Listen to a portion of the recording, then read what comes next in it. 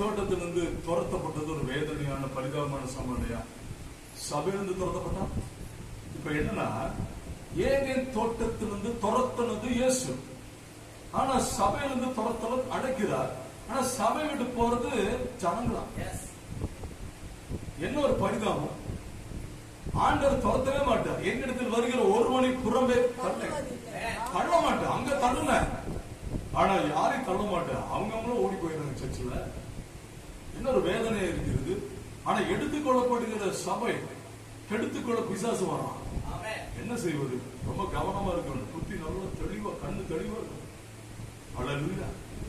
ஆகவே ஏதேன் தோட்டத்தில் இருந்து துரத்தப்பட்டவனை, வருத்தப்பட்ட மனிதனை அழைத்து ஒரு 2 கட்டளை கொடுத்து, இந்த 2 கட்டளை நீங்கள் நிறைவேற்றாவிட்டால், ஒற்றை கட்டளை நிறைவேற்றாதனால வெளியே துரத்தினார். 2 கட்டளை 5 நோக்கங்களை மாற்றப்படுகிறது. பாஸ்டர் சொல்லி கொடுத்துருப்பாரு நினைக்கிற 5 நோக்கங்கள்.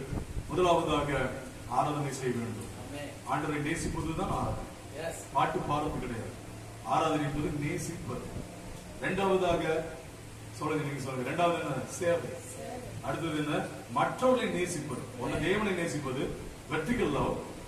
அடுத்ததாக பக்கவாட்டு அன்பு, ஹரிசாண்டல் லவ். அது நீங்கள் மற்றவர்களை நேசிப்பதுக்கு பெயர் உண்மையாகவே சேவை, அல்லது இன்னொரு பெயர் ஊழியம்.